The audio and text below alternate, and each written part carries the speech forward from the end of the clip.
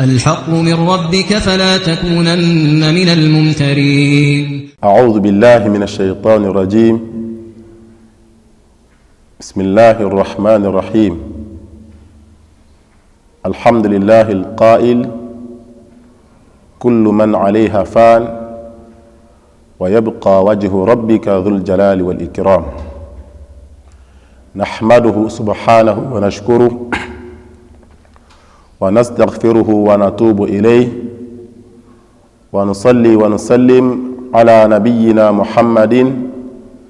بن عبد الله وعلى آله وصحبه أجمعين. أما بعد، فالسلام عليكم ورحمة الله وبركاته. أقواني فون ولون وباوا أباتي يقبط توسي. Ìdí ọpẹ́ ni pé kò sí ohun tí Ọlọ́run Ọba ò ṣe fún wa ní ti ìkẹ́. Èyí tó wá jẹ́ olúborí ìkẹ́ náà ni Ọlọ́run ní kí a jẹ́ mùsùlùmí, a sì kù lérí ẹ̀dì wákàtí ọ̀wọ̀ tí a ń lò lọ yìí. Èyí báyìí tó ní ọpẹ́ fún gbogbo ẹnikẹ́ni tí ó bá jẹ́ mùsùlùmí tó tọ́ tó sì mọ inú rò. Ọba tí ó wá kà wá kún wọn, ọba náà ni a dúpẹ́ fún. Ọba yìí báyìí ni a wá ní ọba aláforíjì ń bẹ kí ó forí ẹ̀ṣẹ̀ wa fi jì wá. A sì lọ sọ́ba níbi àwọn ẹ̀ṣẹ̀ ńláńlá tí a ń gbà ń bẹ kí ó gba tútúbà wa. Wọ́n gan ló fòrò wa lọ síbẹ̀ àti wá ṣe báyìí kọ́lọ́run kó ṣe ní gbígbà. Ọlọ́run ọba yìí òun ni ọba tí ó mọ ọ̀rọ̀ sọ. Inú ọ̀rọ̀ tó sọ ní gbólóhùn tí ó sọ fún Ànábì wa Muhammad sallallahu alaihi wasallam gbé kullu man alaiha fan. Gbogbo tí lè wù kí á nọ́lá tó, ká nípò tó, ká jẹ́ ẹni tí gbogbo nǹkan pèsè ní ọ̀dọ̀ ẹ̀ tó, níjọ́ kan ọjọ́ kan á di ẹni àwátì, ẹni táà ní rí ma. Ọlọ́run ló sọ bẹ́ẹ̀. Arìnpọ̀lọ́run ó mọ̀ ọ̀rọ̀ sọ. Ọba tó sọ eléyìí lẹ́ni tí fi ń fún wa lára ń pé tó bá ń gbádùn bákanbàkan láyé wà lérí ìfura ń pé òyì yóò padà kẹ́ńjọ́ kan. Adúpẹ́ fún ọba tó fún wa lára. Lẹ́yìn eléyìí a tọrọ lọ́dọ̀ Ọlọ́run pé kó bá wa ṣe àlékún ìkẹ́ àti ìgẹ̀ tó pọ̀ fún Ànábì wa Muhammad sallallahu alaihi wasallam, nítorí pé Ànábì olóore wa ni. Gbogbo ohun tó lè ṣokùnfà tí a fi ṣoríire ayé ó ṣe àlàyé fún wa lẹ́ni tí fi mú iṣẹ́ Ọlọ́run bá dé òpin. Gbogbo ohun tó lè ṣokùnfà tí a fi ṣorí ibú ayé àtàlkìyàmà, Ànábì wa Muhammad sallallahu alaihi wasallama ó ṣe àlàyé fún wa kálẹ̀bà fi sá fún. Ẹni tó bá wá ṣerúfẹ́ nǹkan báyìí fún yàn, dájúdájú olóore ẹni ni. Tá a bá rí ohun tá fi san lẹ́san ká ṣe àdúrà fún. Gẹ́ abẹ́ Ọlọ́run fún Ànábì wa Muhammad sallallahu alaihi wasallam. Bákan náà abẹ́ Ọlọ́run fún gbogbo àwọn ará ilé ẹ̀ láwọn ẹni tí wọ́n sin Ọlọ́run Ọba pẹ̀lú ẹ̀ tí wọ́n dúró tì í. Bákan náà ìkẹ́ Ọlọ́run àti àánú Ọlọ́run kó máa jẹ́ ti àwọn sàhábà rẹ̀, àwọn ẹni tí wọ́n rú mọ́ tí wọ́n ò filẹ̀, tí wọ́n wà pẹ̀lú ẹ̀ pẹ̀lú gbogbo ohun tí Ọlọ́run Ọba tó jogún fún wọn ní arziki àti àlàáfíà àti ara líle. Eré ẹ̀ ni wọ́n kú sí. Kọ́lọ́run jẹ́ kí alkiyama wọn kí ó dùn kó dá fún wọn ju ayé wọn lọ. Fi lórí gbogbo àwọn ẹni tí àwa náà ti apadà gba ẹ̀sìn lọ́dọ̀ wọn, láwọn bàbá tí wọ́n ti lọ àti àwọn àfáà tí wọ́n ti lọ. Eré wọn tí wọ́n kú sí, Ọlọ́run dákun jẹ́ kí àdìpèlé orí àti ẹ̀san kó máa jẹ́ tí wọ́n ní alkiyama. Àwa náà tí a wá ṣẹ́kù láyé tí a ń tọrọ fún wọn, àbí Ọlọ́run Ọba àlékè ọlá, kọ́lọ́run jẹ́ kí ìtànsí eré kó jẹ́ ti ẹnì kọ̀ọ̀kan wa. La hawla wala quwwata illa billahi al-aliyyil azim. Ká tó ṣí ẹsẹ̀ lórí ohun tí a fẹ́ bára wa sọ lórí ẹ̀, a bẹ̀ Ọlọ́run fún àwọn elétò iléeṣẹ́ Al-Haq tí wọ́n ń gbé ètò ró, tí wọ́n ń fọ́nká sí gbogbo àgbáyé, kí àwọn ọmọ ìyá wa kí wọ́n lè bá fi ní àrídájú lórí ẹ̀sìn wọn tí wọ́n wà lórí ẹ̀. Ń pé àwọn Ọlọ́run fi sábàbí, a bẹ̀ Ọlọ́run bá rí kí ọlá níbi tí agbára wọn ti gbé ràn dé ní ti òdodo, Ọlọ́run má jẹ́ ó takú síbẹ̀. kọ́lá jẹ́ ká máa lọ síwájú jù báyìí lọ. Gbogbo ohun tá a nídìí ní arziki ní ọlá tí a fi gbé kíní ìdókè dáadáa kí Ọlọ́run bá lè kí ọlá kó pèsè ẹ̀ fún wa kó jẹ́ kárí lò ní ìrọ̀rùn pẹ̀lú ìdùnnú. Ẹ̀yin ọmọ ìyá mi nínú Islam, ihun tí a fi bára wa sọ̀rọ̀ níwọ̀n bá àsìkò àkókò díẹ̀ tó wà níwájú wa kò kọjá pé jẹ́ ikú wà báyìí àti pé báwo la ṣe ń gba ẹ̀mí kèfèrí àti pé báwo la ṣe ń gba ẹ̀mí kèfèrí àti mùsùlùmí. Orí ẹ̀ ni àkọ́kọ́ mẹ́nubà fúnra wa ní ìjókòó wa ti tèní. Ikú bá tẹ̀ káyà Kùránù mọ̀ bí a ká hadith Ànábì Muhammad sallallahu alaihi wasallam, ihun tí ń ṣẹlẹ̀ ìfi ń dáwà lójú ń pín kankan wà tí ń yẹ kú. Ẹni tó súnmọ́ wa pẹ́kípẹ́kí níyàwó, ọmọ, ará, ọ̀rẹ́, ìyá, bàbá, wọ́n fi wálẹ̀ wọn lọ. Ẹni tí a lérò ikú sí, wọ́n fi wálẹ̀ wọn lọ. Ọpọlọ gan fún rẹ̀ ó jẹ́rìí pé nǹkan kan wà tí ń jẹ́ ikú. Kátówá ní afẹ́wọnú al-Qur'an àti ọ̀rọ̀ Ànábì wa Muhammad sallallahu alaihi wasallam. Èyí yẹn fi ń jẹ́ ohun tí ń fìdí ẹ̀ múlẹ̀ fi kún pé ẹ̀yin tẹ́ ń bẹ láyé ẹ má ṣe méjì, tó bá pẹ́ tó bá yá ẹ padà ká ẹ̀mí ẹ kánlẹ̀ ẹgbẹ̀fẹ́ tó ní ẹ lọ bá Ọlọ́run bá láti ṣírò iṣẹ́ tí ẹ wá ṣe ní ayé. Nítorí àsìkò, àyá Qur'an tó fìdí ẹ̀ fi múlẹ̀ ọ̀pọ̀ ó kọjá ohun tí a ní gbogbo ẹ̀ lákó wá ní ìjókòó tí wá ti tèní, ṣùgbọ́n rárá mú díẹ̀ kan wá fún ọ̀rọ̀ nínú ẹ̀ tí ó máa jẹ́ ìrántí ìfọpọlọ sí nǹkan fẹ́nìkọ̀ọ̀kan wa. Àyá àkọ́kọ́ náà al-Qur'an wọn lèyí tí mo kà fún ilé kan pé kullu man alayha fan. Ọlọ́run ní sọ̀rọ̀ yẹn pé kullu man alayha fan, pé gbogbo ohun tí ń bẹ lórí ayé pátá ní títàn ó débá. Bó tilẹ̀ òkíyàn gùn lẹ́mìí tó láyé ó kàwọ́ ṣe ń jọ kan, èèyàn ó kú, àlìjànú yóò kú, igi oko yóò kú, gbogbo ohun tá ń jẹ gbogbo ẹ̀ pátápátá ní ó kú. Èèyàn kan oṣù ní ó máa ṣẹ́kù, òun náà ní kíni bá tó dá gbogbo wa. Ọlọ́run ni wa yabqa wajhu rabbika dhil jalali wal ikram. Ọlọ́run bá nìkan ló máa ṣẹ́kù lórílẹ̀ ayé. Àyá yìí fi ń dá wa lójú pé kíni bó tilẹ̀ òkí alágbára tó, ká nípò tó, ká ní ọlá tó, ká tó wá jẹ́ karambà ní aláìlé tí gbọ́ràn fọlọ́run ọba tó sẹ́, níjọ́ kan ọjọ́ kan ikú òde yóò gbù wá kó. Àyá yìí fi ń fún wa lára bákan náà pé ikú ìṣeun tí ẹ kíyàn sá fún, ṣùgbọ́n yẹn máa ń ṣiṣẹ́ kalẹ̀ dínkù ń pé tó bá dé kó bá mi dáadáa, kó bá iṣẹ́ rí lọ́dọ̀ mi. Ọlọ́run sọ fún Ànábì Muhammad sallallahu alaihi wasallam ń gbé rí Ànábì sọ fún wọn pé kúl, sọ fún wọn bí kí ni innal mawta alladhi tafirruna minhu fa innahu mulaqikum. Ìgbé ẹ̀yin èèyàn tẹ́ wà láyé, dágúdágú ikú tẹ́ ń sá fún káàkiri yìí, ikú tá ń sá fún ó sọ mùsùlùmí di kèfèrí nírọ̀rùn, ó sọ mùsùlùmí di ẹni tí ń kígbe ní ṣọ́ọ̀ṣì, ó sọ mùsùlùmí di ẹni tí ń fo ìfúnpá tí ń lo àfọ̀ṣẹ lẹ́tí ní sáfúkú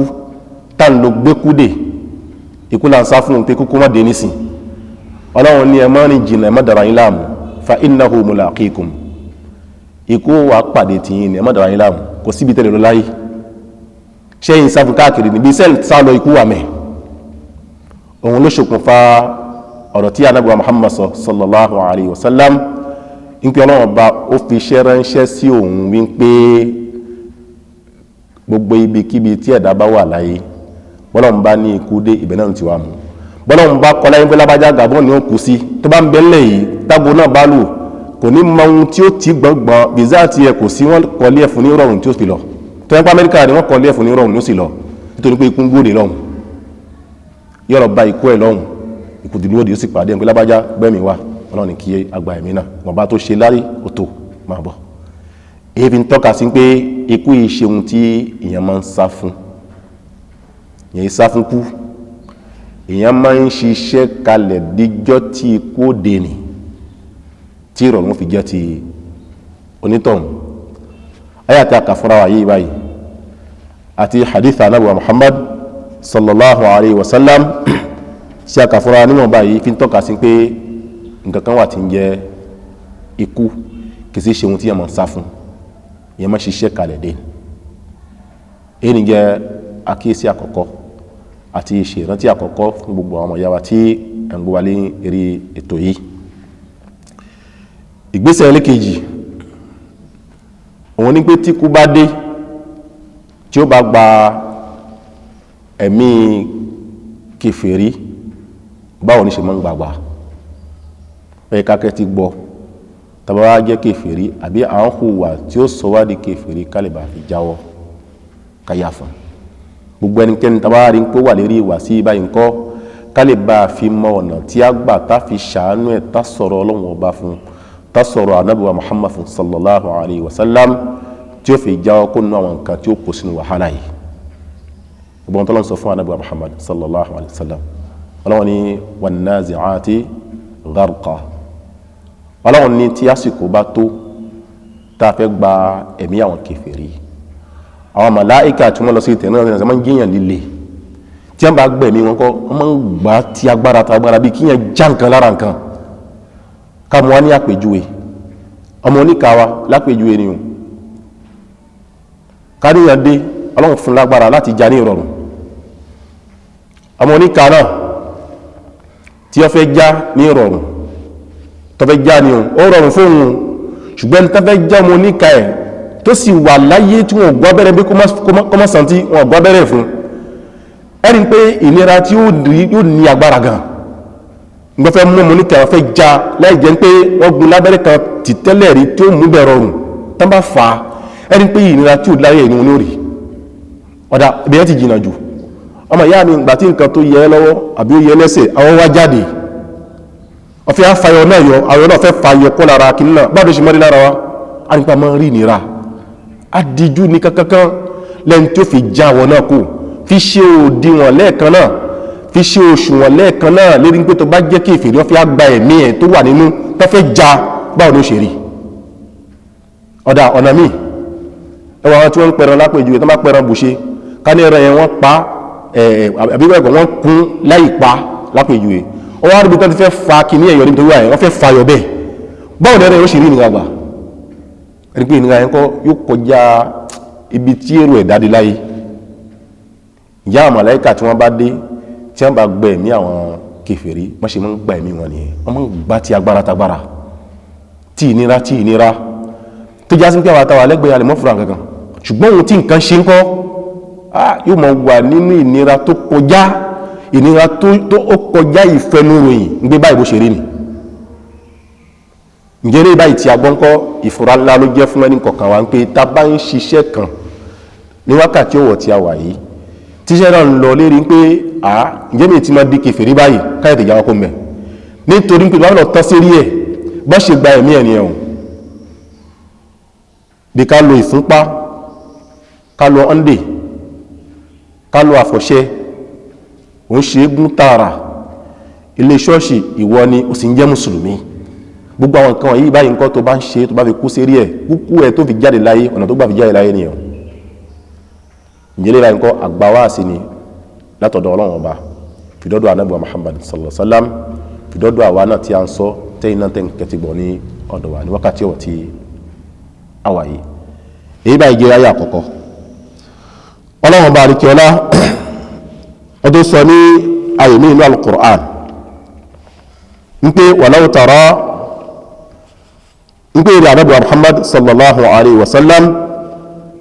tí ó bá rí ìdí zalimuna fi ghabaratil maut lásìkò tó já sí pé àwọn alábòsí èèyàn tí kú bá wọlé tọ̀ wọ́n fẹ́ jáde láyé àtàwọn alábòsí tí wọ́n sọ mẹ́ náà làwọn ẹni tí wọ́n gbé ẹ̀tọ́ Ọlọ́run ọba ń kọ́ wọ́n gbé fún nǹkan mi lẹ́yìn ọ̀rọ̀ ẹ̀tọ́ bá wò tẹ́bá ní ìyẹn fẹ́ wá rìsíkì láyé ọ̀dọ̀ Ọlọ́run láti ń wà wíwá lọ́dọ̀ Ọlọ́run yẹn ẹ̀tọ́ Ọlọ́run ọba ní mọ́ gbé fún nǹkan mi mọ̀ lẹ́yìn ọ̀rọ̀ tó bá jásí pé wá gbé fún ṣe dúdú gbé ṣe dúdú lówó ẹ̀ náà kó tó lówó lọ́wọ́ àjásí pé ohun tó jẹ́ ẹ̀tọ́ Ọlọ́run ọba ń kọ́ ó gbé fún ṣe dúdú nìyẹn bí bẹ́ẹ̀ kọ́ gbé fún àfọ̀ṣẹ́ ń gbé tí ń bá ti la gbogbo kìíyàn tí ń lọ pátá ọ̀dọ̀ mi nìkan máa wá ọ̀dọ̀ Ọlọ́run láti ń wá nǹkan yẹn sí tó bá wá di pé wá ń gbé fún àfọ̀ṣẹ́ lẹ́yìn Ọlọ́run ọba tá la fọ̀ṣẹ́ tara Ọlọ́run ibẹ̀ ń kọ́ ó di alábòsí ni bó ti já sí pé tí a bá gbàyàn níṣẹ́ bí lábájá wá ṣiṣẹ́ báyìí fún mi lápèjúwe òun tó ń wá parí iṣẹ́ pọ̀lú ẹ̀ ó wá ní ẹ̀tọ́ tó ń fẹ́ gbé fún yẹn sẹ́ òun kọ́ lòun ó gbé fún òun ó gbé fẹ́lòmíì tí ó ṣiṣẹ́ náà kí ló ṣe yẹn ó ṣe àbòsí ẹni tó ṣiṣẹ́ fún ẹ nìyẹn jẹ́ ọlọ́run ọba tó dá ẹ tó rí ẹ sí tó tó ẹ ìfún ẹ jẹ ìfún ẹ mú láti inú ìyá ẹ lásìkò tí wọn náà mọ̀ nǹkankan ọlọ́run wá rí ẹ sí ó tó ẹ bẹ́ẹ̀ nǹkan kan ò ṣe tó fi wáyé ó wá wáyé ó tún mọ̀ nǹkankan náà ni ọlọ́run kó àánú ẹ sáwọn ẹ̀mí àwọn òbí ẹ méjèèjì jíjẹ mímu wọn wá fún ẹ wọn jẹ́ kí ni àkànkẹ́ pẹ̀lú àánú ọlọ́run ọba tí tó fi àdàgbà ọlọ́run ló tó ẹ ṣé èsì lọ́wọ́ aṣọ ń pé ẹ̀tọ́ náà o ọlọ́run bọ̀ tún ní mọ́ níbi mbẹ́ kò kí ni kò sí ọlọ́run bá nìkan ṣoṣo wọ́n á gbé fún kàmí ní ẹ̀yìn ọlọ́run lásìkò tó wà nínú yẹ inú bá tí o mọ ohun tó jẹ́ nígbà náà ṣé ihun tó ń wá káàkiri lé ní tí wọ́n wà ní ẹni tó patisipé nínú yẹ tó fi ń ṣe tó fi wáyé ni ọ̀nà tó lọ́n gbà ṣe kí ni tó fi pọ̀ ní alábòsí ní ẹ̀mí ni alábòsí èèyàn lọ́mọ èèyàn ihun tó yẹ kó jẹ́ ẹ̀tọ́ ọlọ́run bá ń kọ́ wọn gbé fún ọlọ́run bá ń gbé fún kàmí lẹ́yìn ọlọ́run ọlọ́run ní irúfẹ́ àwọn èèyàn bẹ́ẹ̀ tó bá di pé kí ni àsìkò ikú wọn ó wọlé dé wọ́n wal malaikatu basitu aydihim akhriju anfusakum àwọn màláíkà wà tẹ́ wọn ní sí pé kí ni ẹ̀yin èèyàn yìí ẹ̀mí tí àwọn ọlọ́run bá ti àgbé fún yẹ́yá ẹgbẹ́ wa lẹ́yìn tí ó mọ̀ kó ìfọ́tí fún wọn ìyà oríṣiríṣi wọ́n máa ṣe kí ni wọ́n máa dábò wọn pé akhriju anfusakum ẹ̀mí tá a fún yín ẹyọ ẹ̀mí náà jáde gbogbo ìgbà yẹn ìnira wọn ti mọ kan òkú burúkú àwọn tó wà lẹ́gbẹ̀ẹ́ wọn ní ìdí kankan yẹlẹ ìbáyìí kọ́ ayẹ fi ń tọ́ka sí ń pé tí a bá ń bẹ̀ láyé ká ṣe pẹ̀lẹ́pẹ̀lẹ́ ká má rorí wò ń pè wá ná ọṣẹ tí mo wẹ̀ láti yọ ìbáyìí ṣé òun ló dá mi tí fún mi jẹ tí fún mi mu ni ọ̀ndẹ̀ tí mo ń lò náà ṣé òun ní ṣọ́ mi lóòótọ́ bí ìlú lọ́dọ̀ rẹ̀ ọ̀ndẹ̀ o awọ pẹ̀lú àwọn nǹkan tẹ kó sínú ẹ̀ aṣọ pupa aṣọ funfun abẹ́rẹ́ nǹkan kan òun ló wá di ohun tí wọ́n wá ń gbé gbàgbọ́ fún lónìí gbóhùn ló lè ṣọ ẹ̀ mọ́ gbàgbé ọmọ ìyá tó bá lọ kó séré ilé yẹn kọ́ ìjáde láyé ọ̀nà tó gbà fi jáde láyé nìyẹn èyí ń lọ lérí àwọn tani àwọn kèfèrí àwọn mùsùlùmí báwo ló ti máa ń gbẹ̀mí wọn gbà Allah sọ fún Ànábì Muhammad sallallahu alaihi wasallam gidi wà nashitati nashta ọlọ́run ní òun fi àwọn màláíkà tó já sí ń pé tán bá gbẹ̀mí àwàtà jẹ́ mùsùlùmí wọ́n máa ń gbà tí rọrùn wọ́n máa fún wọn ní movement tí ara wọn náà fún wọn yá tó fún wọn yú ẹ̀mí náà ní rọrùn títí ó fi jáde kó lára ẹ̀mí ò ṣe yọ kó lára o kọ́lọ́n jẹ́ kí gbogbo apáta èmi tí mo ń sọ àtẹ̀yìn tẹ́ ń gbọ́ mi kọ́lọ́n jẹ́ ká kú sí mùsùlùmí ǹjẹ́ àwọn màláíkà yẹn kọ́ ọlọ́run fi ń ṣe kí ni fi ń búra fún wa fi ń tọ́ka sí pé tán bá gbẹ̀mí mùsùlùmí kọ́ wọ́n máa ń gba pọ̀lú ìrọ̀rùn pọ̀lú ìdárayá tí ò ní mú ìnira dání pọ̀lú bẹ́ẹ̀ náà ẹ̀dọ́ rí ìnira díẹ̀ kan náà ni kọ́lọ́n kó ṣàmọ̀nà ní kankan wa èyí tá fi parí ẹ̀ ọlọ́run ni yuthabbitu Allahu alladhina amanu bil qawli thabit fi dunya wal akhirah nígbà àwọn tó bá jẹ́ mùmí ní nǹkan tó bá jẹ́ àsìkò tí kú fẹ́ dé bá wọn kọ́ wọ́n máa ń gbẹ ẹ̀mí wọn lẹ́nu tọ́lọ́run bó fi gbólóhùn dáadáa fi lẹ́nu wọn tàbí jáde láyé kọ́lọ́ jẹ́ kí gbogbo aká ní ìtàn sí rẹ̀ èyí báyìí níwọ̀n bá ní ohun tí a sọ fún wa nípa ikú àti báwo náà ṣe ń gba ẹ̀mí kèfèrí wọ́n ti ń gba ẹ̀mí mùsùlùmí gbogbo àpáta kákẹ́kọ̀ọ́ mbẹ́ ìjẹ́ mùsùlùmí wa kó má bàjẹ́ ìjẹ́ kèfèrí wa kó bàjẹ́ kó padà sí kíni ìjẹ́ mùsùlùmí kọ́lọ́n kó ṣàmúlẹ̀ nìkan kan wa lẹ́ẹ̀kan sí àwọn ìyá wa ní ojúlé iṣẹ́ yìí àti gbogbo wọn pátá látòkè dẹ́mìká kú iṣẹ́ kọ́lọ́n kó bá wa san yín ní ẹ̀san olóore ọlọ́run nífa ìsàn fi ṣe yín ẹni rí àrùn kò sí lọ́wọ́ mi mọ́ ní àwọn zikita fi ṣe tọ́lọ́run bá ọlọ́run ní fi kàn wá هذا وصلى الله وسلم وبارك على نبينا محمد وعلى آله وصحبه أجمعين سبحانك اللهم وبحمدك نشهد أن لا إله إلا أنت نستغفرك ونتوب إليك والسلام عليكم ورحمة الله وبركاته سبحان الله